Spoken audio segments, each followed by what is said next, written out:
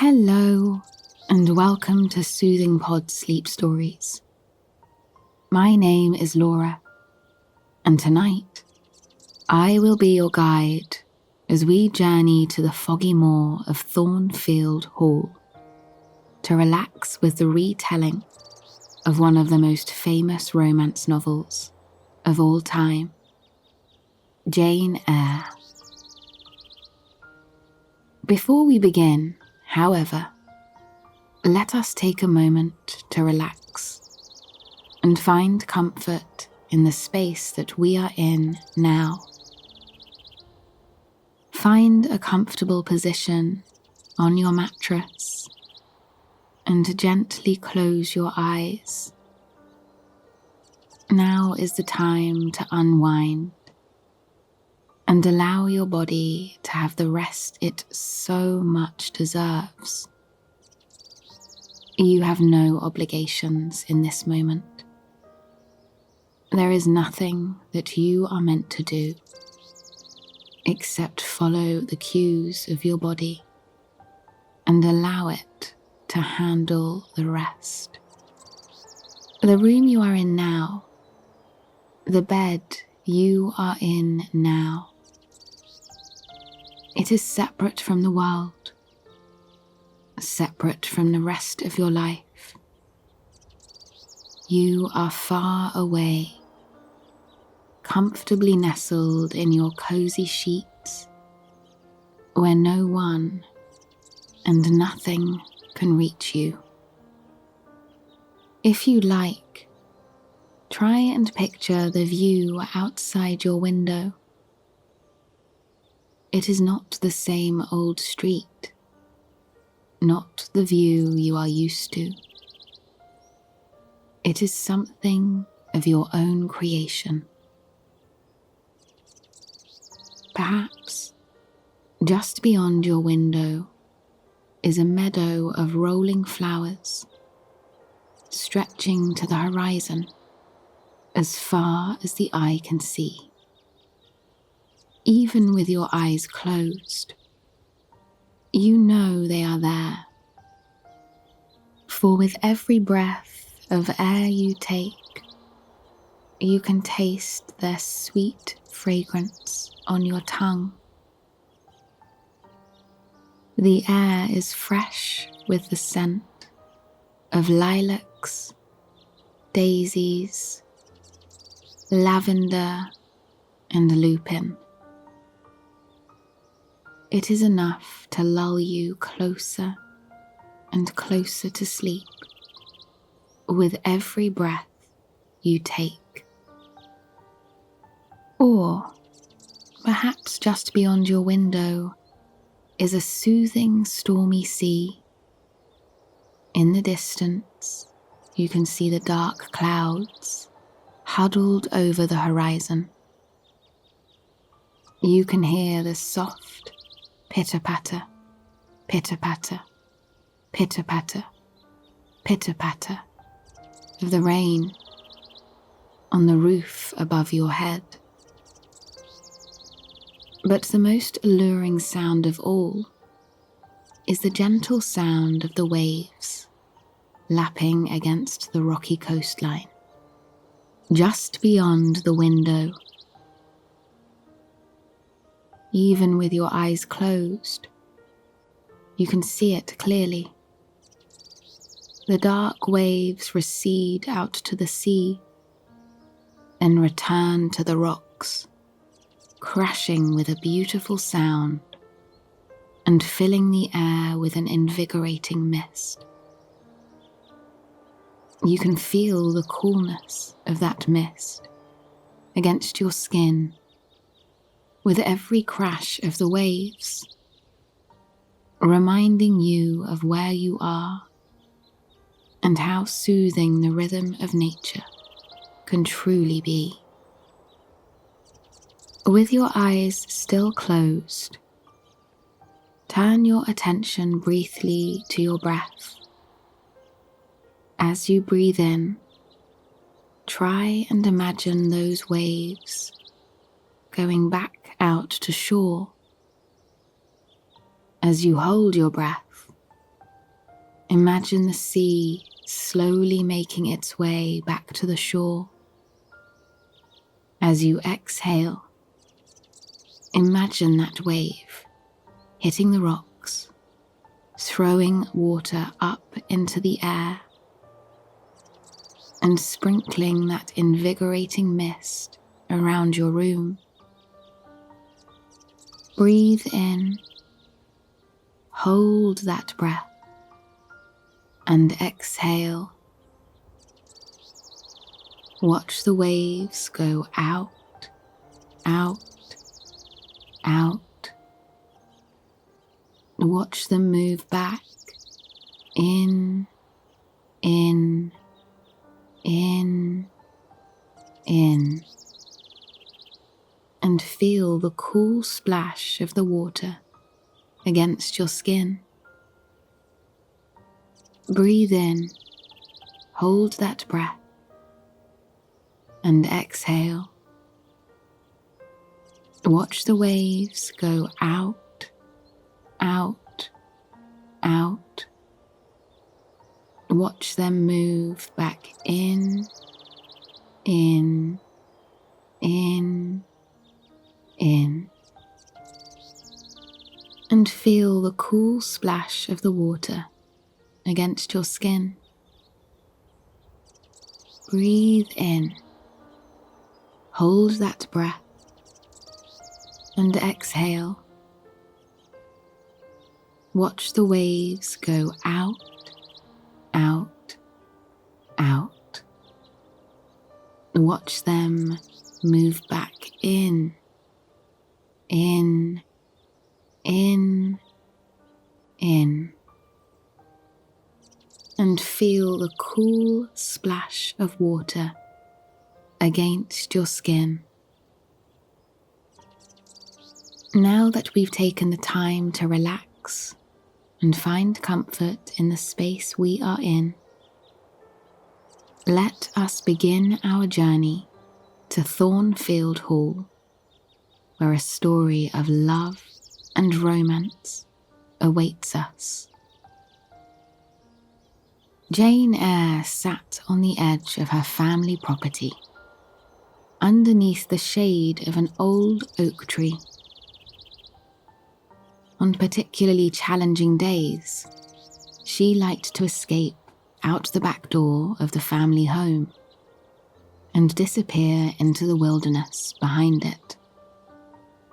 There, she would find comfort under the lofty branches of the decades-old tree, where she would sit for hours with books in hand.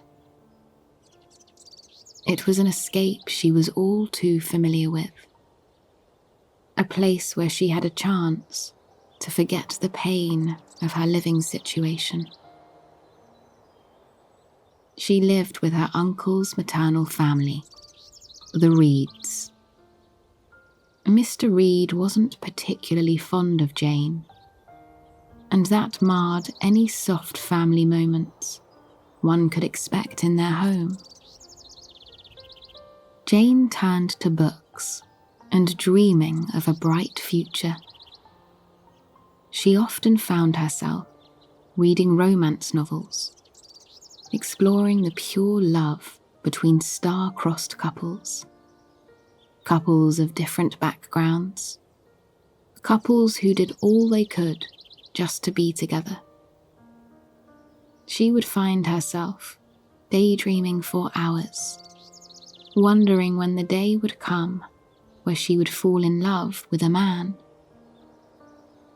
The day when he would sweep her off her feet, and they would retire by the fire together to relax and breathe in life's treasured moments. She imagined herself sitting by the fire in a stunning estate, scrolling through books that had been in her husband's family for generations. Every so often, her husband, who was sitting opposite her, would give her a warm smile without saying a word, and sometimes would squeeze her hand It was as if he was reminding her that he was there, reminding her that in all moments in life, even the mundane ones, he was by her side. She longed for that kind of love more than anything. However, it would take some time and several years for Jane to escape from that house and that oak tree to see her own future, unaware of the love that was waiting for her just around the bend. After attending school, Jane placed an ad seeking to become a governess. She had long left the Reeds behind, happy to be free of their cruelty. The school she attended was no warmer, friendlier, or more caring, yet she persevered, making her way through her schooling to become a young woman facing the world alone for the first time. Fortunately, her ad was answered without much of a wait. A wealthy estate, Thornfield Hall, awaited her, in need of a governess for the young lady at the estate, Adele Varenne. Jane was relieved to hear that her ad had been answered. She gathered the few things she owned, namely several books, and began the long journey to Thornfield Hall. The roads leading to Thornfield Hall were not picturesque in the usual sense, but Jane felt strangely drawn to them. It was an overcast day, with rain trickling down in a slight drizzle. The lush grass all around her was wet and heavy with rain and dew, which glistened in whatever rays of sunlight managed to make their way through the clouds overhead. All around her, a low, thick fog clung to the ground like a blanket.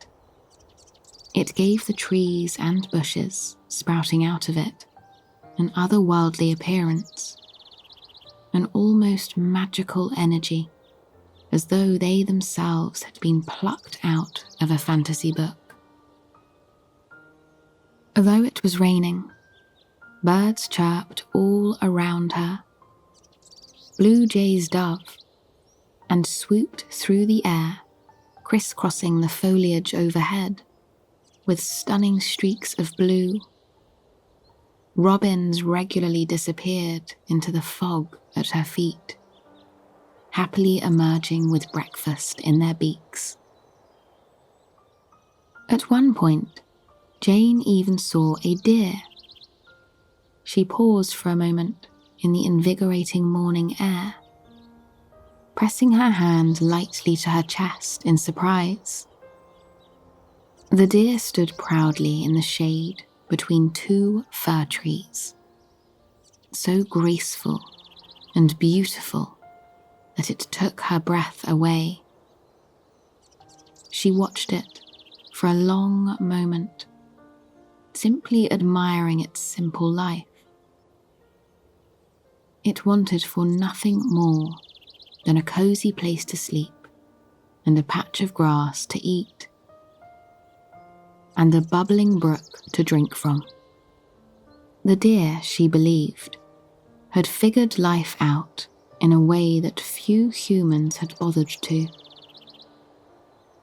After a few moments of watching the deer, the doe's fuzzy ears began to twitch.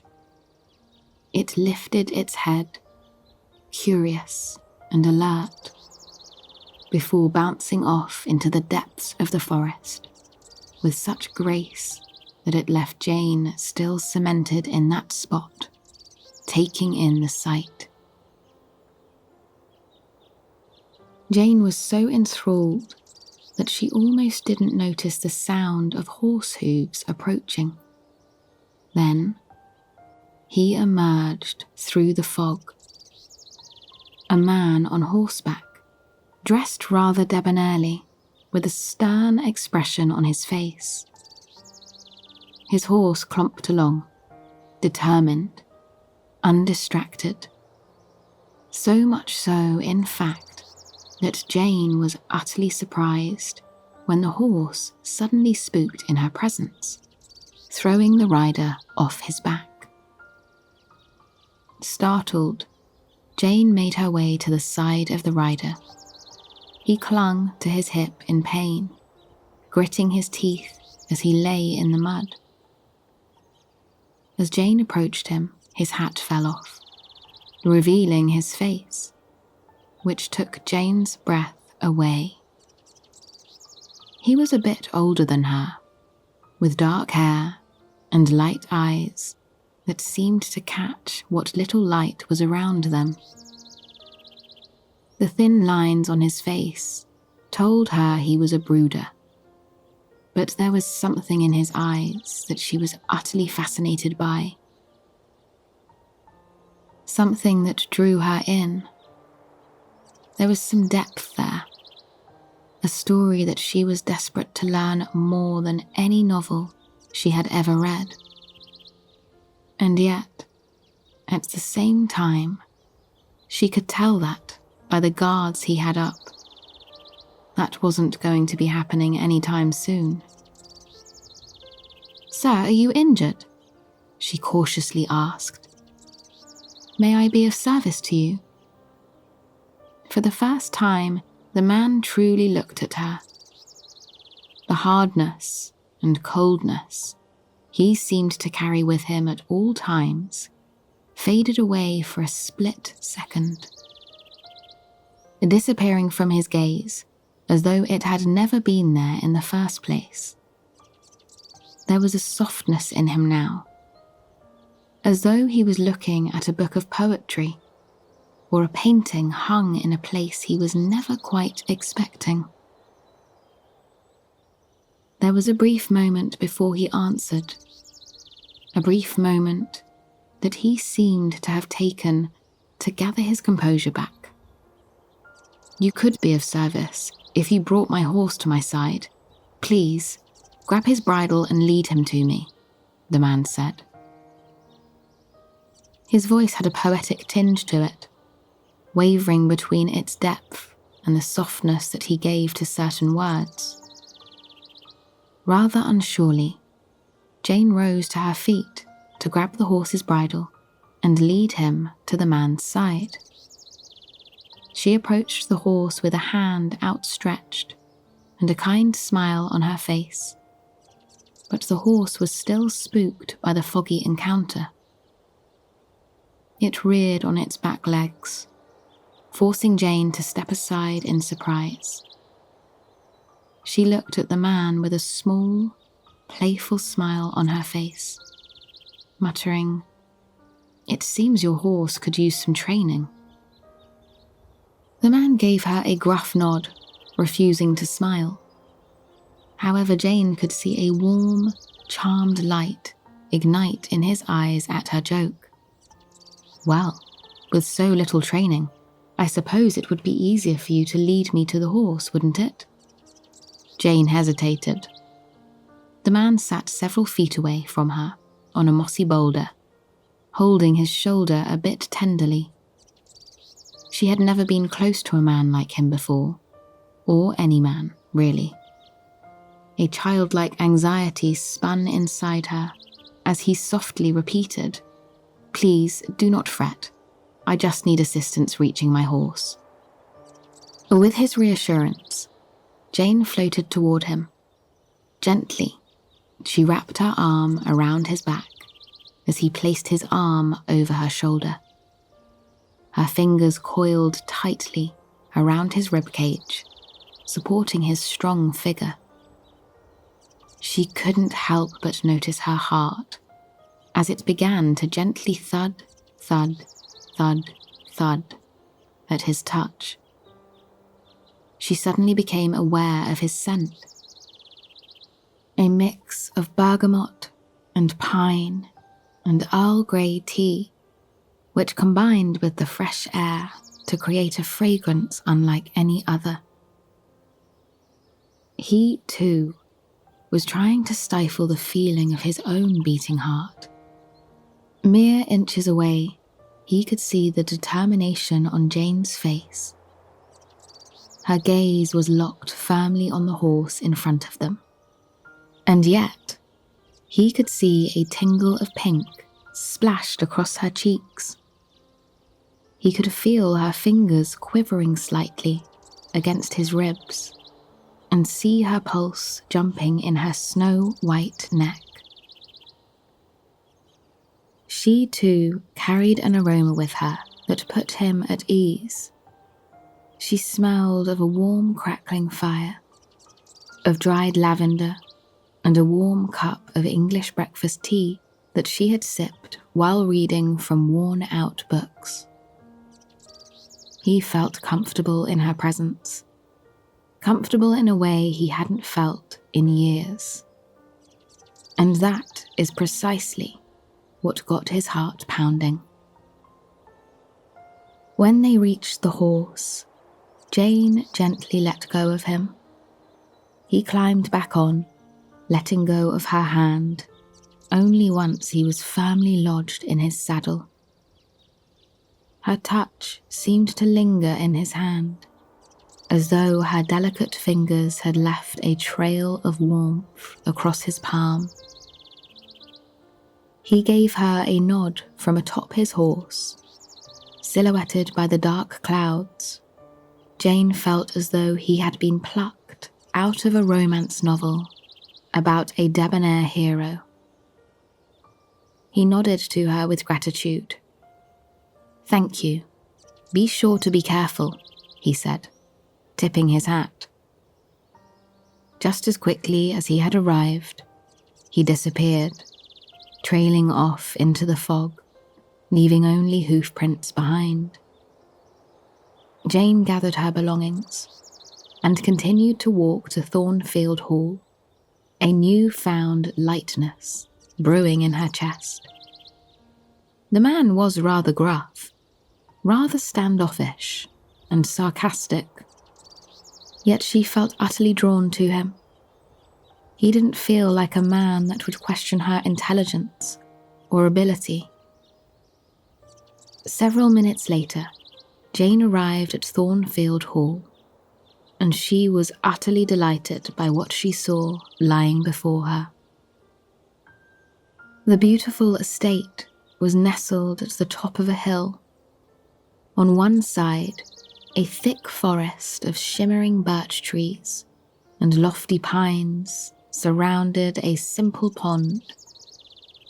On the other side, the estate was wrapped with a moorland that seemed to go on forever, extending down the hill and far into the distance, where it met with another forest at the base of the hill.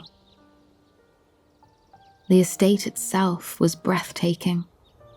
There were dozens of windows overlooking the stunning landscape, and manicured grounds inside an iron fence that had been painstakingly cared for.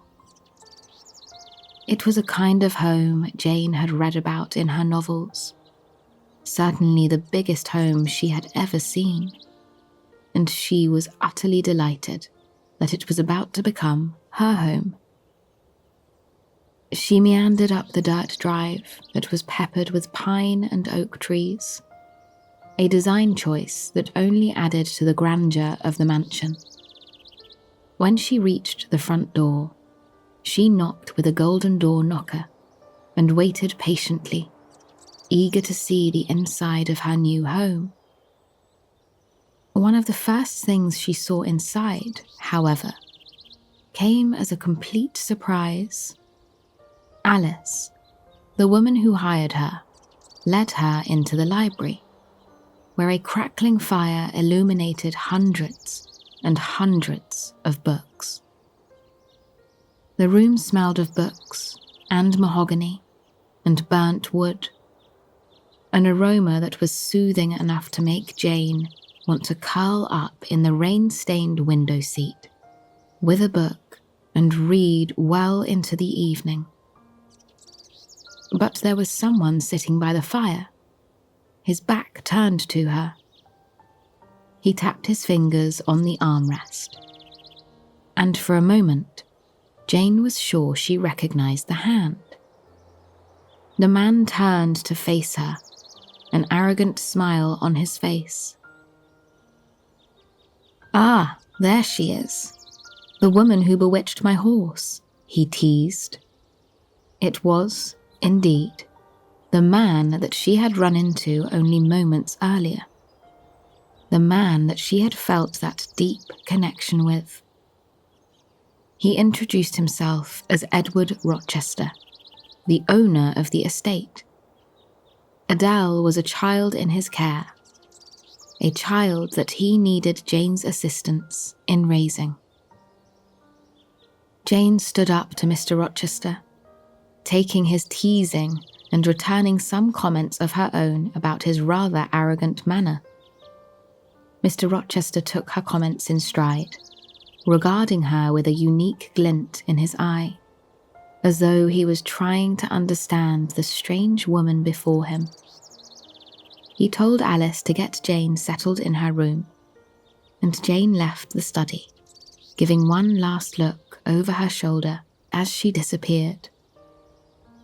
She found Mr. Rochester gazing at her with the same sparkle in his eye until she finally closed the door behind her. That night, lying in her bed, Jane couldn't sleep. There were many events of the day weighing her down, many questions about the future, and questions about Mr. Rochester that hadn't been answered. Alice told her that Adele had been left in Mr. Rochester's care after her mother abandoned her. But Jane was uncertain about her relation to Mr. Rochester. Was Adele his daughter? A niece? A sister? The relationship was rather confusing, and it seemed to her that it would remain that way.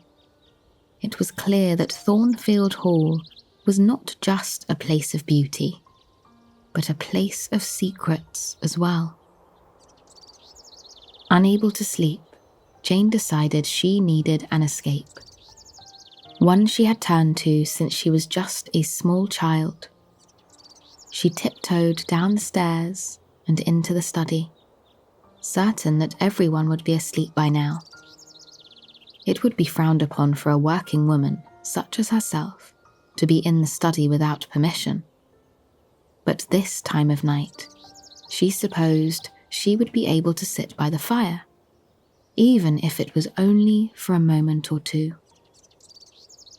She sat down in one of the plush chairs with a book in her lap.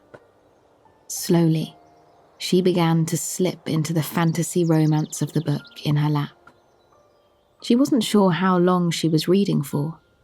She could hear the crackle of the fire, making her more and more sleepy. She could hear the pitter-patter, pitter-patter, pitter-patter, pitter-patter of the rain against the thin window pane. She was so engulfed in those beautiful sounds that she missed the heavy footsteps trailing into the room behind her. "Are you reading anything interesting?" Mr. Rochester asked. Jane was surprised. She hastily shut her book, her cheeks flaring red. She apologized to Mr. Rochester for being in the study, but he only smiled at her. He sat down in the chair opposite of her, once again asking what it was she was reading. Jane told him about the tale. At first, she did so without any emotion or passion. But as she dove further and further into the story, her passion for it seemed to bleed out of her, filling the room with energy and delight. Mr. Rochester nodded as she spoke, listening intently. Then, he said something rather bold and arrogant, yet somehow he was charming. in a way that only he seemed to be. He told her that he wasn't a fan of romance novels. They felt unrealistic to him. Jane confidently told him that perhaps he wasn't looking at romance in the right way. The two spoke for several hours in the glowing light of the fire, which illuminated the expressions they were trying to hide. Soon, the clock struck 2 a.m. Well aware of the situation she had found herself in, Jane excused herself and scurried off to her bedroom for the night. She carried the warmth of that interaction with her. Mr. Rochester was an arrogant man, an analytical man, a rather cold man, untethered to society's expectations. She wasn't a traditional governess. Even having that conversation with him was rather risky for a woman of her status. And yet, she found herself speaking with him often. During the day, she would work with Adele, who was an equally charming, intelligent child. She gave no hints about her relation to Mr. Rochester, though Jane didn't try to pull that out of her particularly hard. At night, things shifted. Jane would journey to the library on Mr. Rochester's insistence. Some nights, the two would read in silence, but more often than not, they would talk about the books they were reading and the way of the world with equal fervour. They often disagreed, but that disagreement turned to playful teasing rather than any true arguments. On more than one occasion, Mr. Rochester would fetch a pot of chamomile tea, and the two would share a pot as they spoke. It wasn't something the help was supposed to engage in, and it made Jane feel as though she was being seen as an intellectual equal. And, in Mr. Rochester's eyes, she was. He would watch her talk about the novels she was reading, as steam poured over her face, adding a dewiness to her beautiful features. He loved the way her eyes lit up as she spoke, the way she talked with her hands, as though that somehow brought her closer to the story she was telling. It wasn't long before Jane was going for walks in the garden with Mr. Rochester during the day. When it rained, they would huddle under the same umbrella, and when it was sunny, they would sit in the shade of an oak tree on a blanket, much like Jane had as an orphan child all those years ago. Their relationship drew them closer and closer, until Jane was pulled away to visit the ailing Reeds. She journeyed to her childhood home to care for her aunt, receiving not only an apology for her treatment as a child, but reassurance that it wasn't her fault. Jane found herself missing Mr. Rochester in a way she wasn't expecting, and rumours that began to swirl made that feeling even more intense. It had been said that Mr. Rochester was destined to marry Blanche Ingram, a woman of equal status. One rainy black evening, back at Thornfield Hall, Jane was trying to suppress her feelings about the marriage. But, upon Mr. Rochester's insistence that she would forget about him, Jane could no longer hide her emotions. She told Mr. Rochester of her deep feelings for him, how she missed him every second they were apart, how she was deeply in love with him.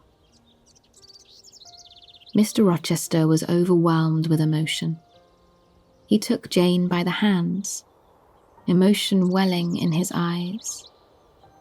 He revealed that he loved her deeply and couldn't imagine a future without her. Gently, he kissed her on the cheek, asking for her hand in marriage. Jane agreed. The next few rainy days were days of utter joy for her, but also of mystery. Strange things began to happen at Thornfield Hall. Jane's veil was ripped in half, and a fire broke out in the dead of night for no apparent reason. It wasn't until their wedding day that Jane had learned the truth. Mr. Rochester had already been wed. His wife was living at Thornfield Hall in secret, though she was a woman who had lost her mind long ago. Mr. Rochester had been tricked into a marriage with the woman, though there was no love or romance between the two. He took care of her like a patient, keeping her in the house and assuring she was all right. And though Jane wanted nothing more than to marry Mr. Rochester, she knew she could not. He was already wed, though the marriage was far from a true marriage. It was a legal one. Tearfully, she left Thornfield Hall in the dead of night when no one else was around, too heartbroken to face the love of her life. She wanted to stay, to be with him, but her faith told her she could not. Over the next year, Jane found herself far away from Thornfield Hall. She worked as a governess and a teacher, with Mr. Rochester on her mind at all times. Then, one night, she swore she could hear his voice calling to her. Unable to fight the love she had for Mr. Rochester any longer, she hopped on a horse and journeyed across the rainy countryside to Thornfield Hall.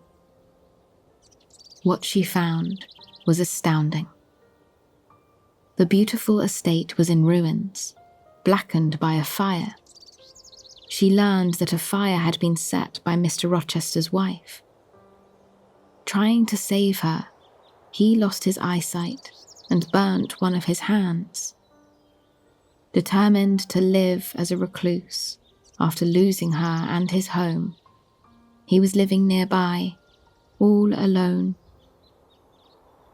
Jane knew immediately that she needed to be by him. She went to where he was living, her heart thudding with that familiar feeling. Mr. Rochester knew it was her the moment he felt her touch. "Am I hideous, Jane?" he asked, his voice wavering slightly.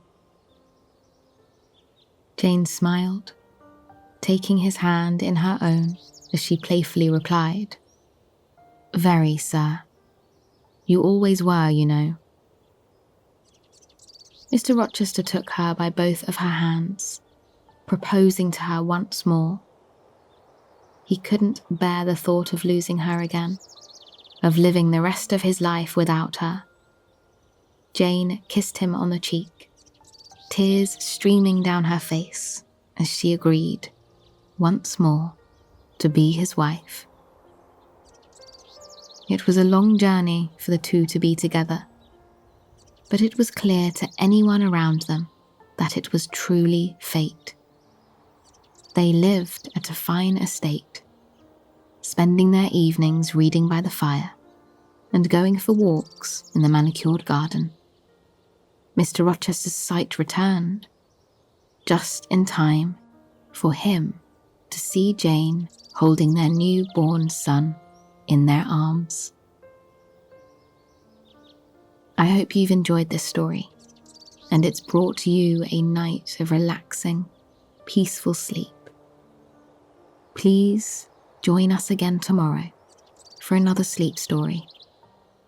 Until then, sweet dreams.